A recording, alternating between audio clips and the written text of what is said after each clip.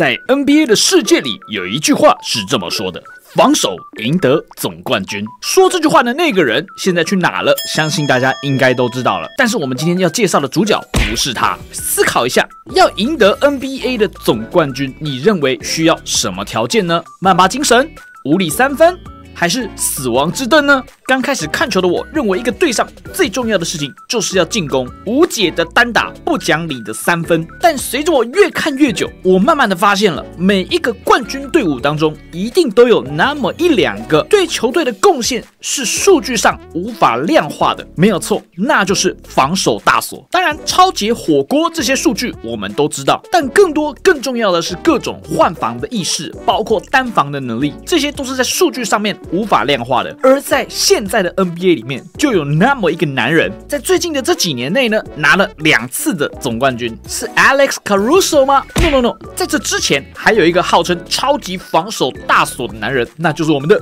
Jrue Holiday。沒有錯，各位又來到了我們的開箱測試伺服器的時間啦。相信各位呢常看我頻道的人都知道呢，老話一句啦，今天這部影片的所有內容都是測試伺服器的內容，絕非正式上線的效果，還請大家特別注意哦。好了，那麼前言已經結束了，我們就事不宜遲，馬上來看看我們的 Jrue Holiday 有什麼樣的一個技能跟什麼樣的特色吧。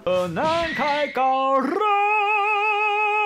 爽就站起來啦！點進來看這部影片的你呢，如果你使用的裝置是移動裝置版本的，別忘了在下方幫我熱推一下，讓更多人都可以看到這部影片哦。好，我們先來看一下它的例會以及它的模組哦。整體來說，我覺得算是做得相當的還原哦，沒啥毛病好挑的。球員屬性的部分呢，把潛能全部拔掉的話，三分可以來到120，跑動可以到106。那考量到它本身的位置是打控位的，所以給了它106點的跑動屬性呢，我覺得算是相當合理的。那要跟同樣類型的角色來相比的話呢，我想應該是跟基德來比會比較適合。跑動略慢了一點，但是我覺得無傷大雅。那三分跟中投都是更高的，搶斷呢也只比基德還要低2點而已哦。那這個三分值啊，那這個三分的數值如果加上夥伴的5點，還有衣服的3點，接着再加上潛能的22點，應該可以來到150是沒有問題的。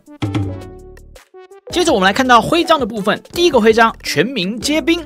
如果他的得分不是全队最高的話，每回合開啟時自身額外獲得30點士氣值哦。那這個徽章我覺得非常重要，因為 Holiday 他其中一個技能就是可以把自己的能量分給他的隊友，所以想讓你們隊伍整體有一個比較好的能量循環，快速開啟大招的話呢，那麼這個一徽章我認為是絕對必要的。下面給到的花式是轉體投籃，再來第二個徽章補防大師，那我覺得這個徽章呢也相當的必要哦，因為它不只是可以作為1號位，它同時也是一個非常強大的2號位哦，所以畢竟你今天作為一個2號位，移動速度如果太慢的話，那是有點吃虧啊，所以我認為這個也是蠻必要的。下面這個花式給到的是高拋上籃，再來最後一個徽章，這個我認為也相當的強勢哦。上一個進攻回合沒得分的球員，本回合開啟額外獲得10點士氣值，哇塞！那對自己的效果翻倍，也就是說，如果我這回合沒有得分的話呢，我額外獲得20點士氣值，加上我們前面的第一個徽章，我們一回合只要沒有得分，哪怕是你在那邊躺，你都可以獲得50點士气值。哇，挺爽的。那下面這個說明呢，就是再給他多一個衝刺的機會啦。那最後一個就是給到背身側投的花式，夥伴的部分呢是搶斷、傳球跟3分，那不用想了，到時候必定是帶滿3分的啦。好，再來我們來看看他的技能說明吧。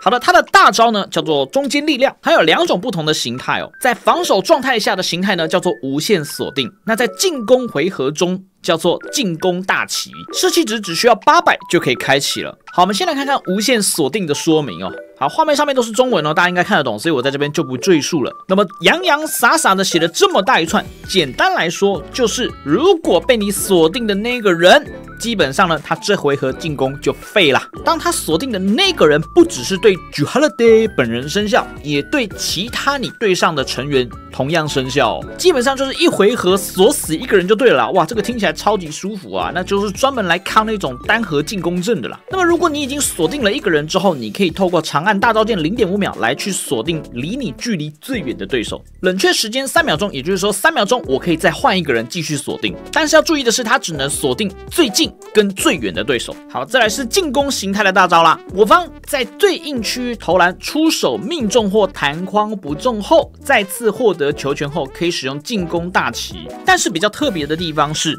上一次我方在什麼區域出手，我使用進攻大旗之後，它就會在同樣的區域去獲得這個 buff。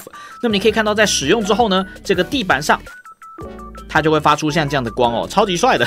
那麼在不同的區域，它會有不同的 buff， 所以這個角色它的大招除了可以給對手 nerf 之外，也可以給我方 buff 哦。哇，這個相當強勢，而且只要800點能量，我覺得是有點太低了，這個是高幾率走不出測試服的了。好，大招結束之後，我們來看它的被動技能，盡在掌握。它的受干擾範圍的大小會根據所在位置進行浮動，而且不受到其他球員針對受干擾範圍相關技能效果的影響，也就是說，它不怕 Dylan 咯，因為 Dylan 會讓它的干擾範圍放大或縮小嘛，那它是不受到人家影響的。那個別是在這幾個不同的位置，它所受到的干擾範圍跟角度都會有所不同。那再來，它的這個技能也給到它了一個慢熱的強化效果。那進攻的時候呢，只要它的受干擾範圍內不存在對手球員，它就會開始倒數計時啦。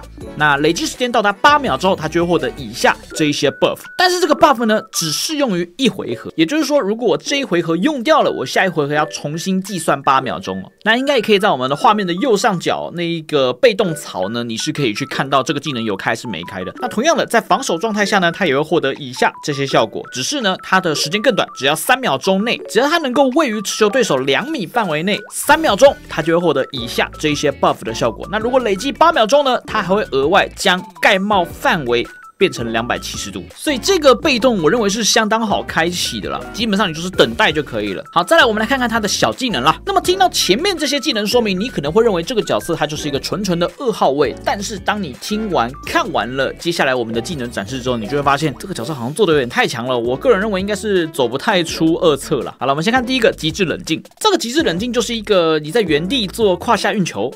像這樣，那這個胯下運球是無法被逼停的哦。然後還有一個很扯的是，他在使用這個胯下運球後5秒內，他如果被對方成功搶斷時，會觸發後撤突破，每回合可以觸發1次，所以說他每一回合都會有1次防止被搶斷的技能哦。這個地方有寫了護球突破無法規避搶斷型爆發技，所以記得那就不行了。然後這個極致冷靜的技能，它可以去銜接各種動作，比如說你可以銜接上籃，你可以銜接投籃，你也可以銜接傳球，都是可以直接打斷的。好，再來我們來看一下高壓投射，那這就給了他一個可以自主持球進攻的技能了。但我覺得這個非常扯的地方是呢，他的投籃也是有1點跟2點的。好，這個是他的1點投籃，突破後的投籃。然後這個就是他的2點投籃，那這個2點投籃呢，它是會觸發對抗的，而且會與對手發生短暫的硬直哦。那在這個技能說明這邊呢，並沒有寫到說這個對抗側投會有 CD， 所以我估計之後應該是會加入 CD 啦，不可能一回合讓它這樣一直用，因為我的對抗側投也是可以去銜接傳球的，所以這個角色同樣的，它可以上籃傳球，它也可以投籃傳球，投籃的1點跟2點一樣都能傳球，所以超級強哦。好，再來我們來看看強壯領航，那這個強壯領航呢，就有分上籃終結跟3分的後撤終結了。那這個是3分的後撤終結，那它同樣是可以銜接2點的。那還有一個是上籃的終結。好，再來我們來看一下2敗俱傷。好了，看到這個技能說明就知道啦。這個除了給對方 nerf 之外呢，應該也會給到自己 nerf 了。當對手被撞停、假投或遠距離接球的時候，若處於對手3米範圍內，Juhaliday 搶斷成功率大幅提升，而且可以進行衝搶，有點像小卡那種感覺哦。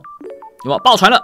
衝搶，哇，好帥啊！那如果說衝搶成功的話，下一回合 Juhaliday 的投籃命中率會小幅減少，真的是2敗俱傷哎。但我覺得用投籃命中率減少來換一個球權，划算了。好，接下來我們來看絕對執行。傳球的時候，隊友接球後1.5秒內被搶斷概率大幅減少。那如果隊友接球有存在跟沒有存在對方球員會有不同的 buff。存在对方球員的話，2秒內全隊接球距離、安全傳球距離會大幅增加，也就是說他不太會爆傳。那如果說不存在對方球員的話呢，他可以在1秒內選擇消耗自身50點士氣值，去加給隊友30點士氣值，每回合1次，這樣就夠了，超強。那這個基本上就是傳球鍵再多按一下，就可以把士氣值射給你的隊友了。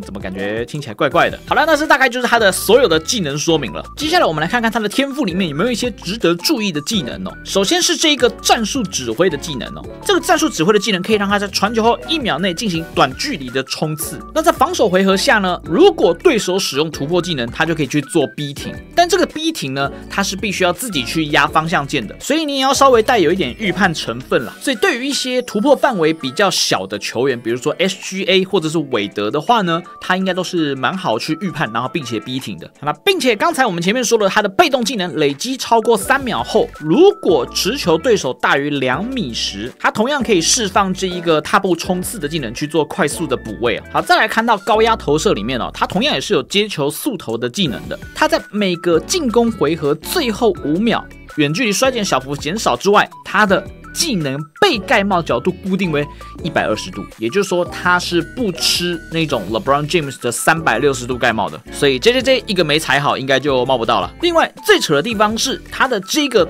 接球速投也可以銜接2點。哇，這個真的，我覺得這次進攻做的有點太強了。好了，最後一個就是人道球道啦。那人道球道呢，就可以讓這個角色不管是在上籃的時候，或者是任何投籃動作的時候，都可以把球直接傳出去。好，所以講完了他的天賦，接下來我們就直接進訓練場來看看他的技能操作吧。好了，我們首先來看看他對上亞歷山大可以怎麼樣。OK， 哇，這個有點強哎，等一下，好，我們來看看，如果是韋德的話，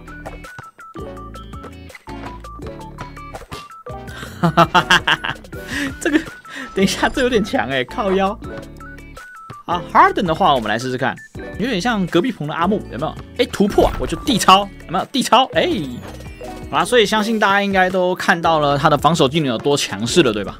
好了，我們接下來來看看他的進攻技能吧。好，首先他的進攻技能呢就很簡單，我在發動這個極致冷靜的時候，我可以選擇要往另外一個方向去突破，或者是突破完之後往另外一個方向來做終結。哇，他的動作其實蠻騙的，而且不知道為什麼，我覺得他動作超快的，你不覺得嗎？感覺好像打了雞血一樣，哎，動作真的很快，哎，而且他的每一個動作都能傳球哦，比如說。哎，被踩到了啊，沒關係，傳球有沒有？然後後撤，哎，被踩到了啊，沒關係，傳球有沒有？好，那如果說我後撤，哎，我發現他跳了，我就用2點，而且這個2點超扯的哦，你們看這個2點，他2點也是3分球哦，我後撤，然後我就剛好在那個3分線前面起跳跳進去，這個不就是那個我從3分線起跳，然後從罰球線出手算3分嗎？這不就一樣的意思嗎？這有點離譜哎，等一下，我覺得這個技能應該要做到。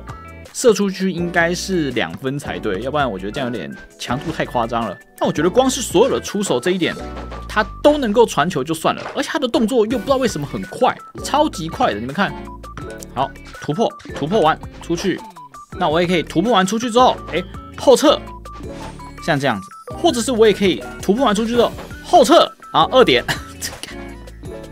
那如果對面都踩了怎麼辦？哎，不要怕，我就突破完出去之後。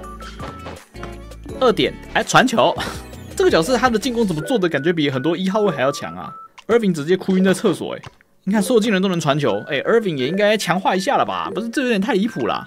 總而言之，我覺得這個角色的進攻有一點點，也不是一點點啊，是有點太強了，真的很太強了。我估計這個應該是走不出測試服的啦。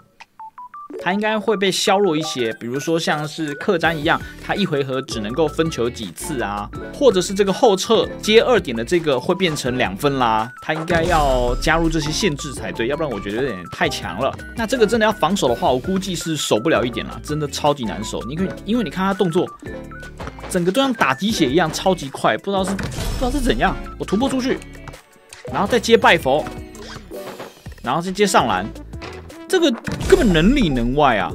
然後這個撞停，我覺得也是相當有爽感。你看對面只要一突破 ，bang， 然後就直接哇把球直接挖走，跟 Ninja 一樣哎！哇，你們可以看到他的進攻技能裡面其實蠻多招的，所以這個角色他不只是一個2號位，我覺得他作為1號位也完全沒有問題啊，真的是有點過分強勢哦。好啦，當然啦，老話一句啦，以上這部影片的所有內容都是測試伺服器的內容哦。那我自己這樣玩下來，我個人認為高幾率他的技能組是走不出測試服的，應該會被削弱很多。防守部分我覺得沒有太大的毛病，畢竟 Holiday 就是著名的防守大鎖嘛。但我覺得進攻做的是有點過分強勢了啦，他已經把很多的1號位的優勢都取代掉了。我不知道這支出了之後，其他1號位要用來幹嘛？他大概也是一個非編輯選的角色啦。好了，看完今天這部影片的所有內容，你覺得這個角色做的還不還原呢？留言在下方告訴我吧。好了，我是台灣男，我們下部影片見，大家拜。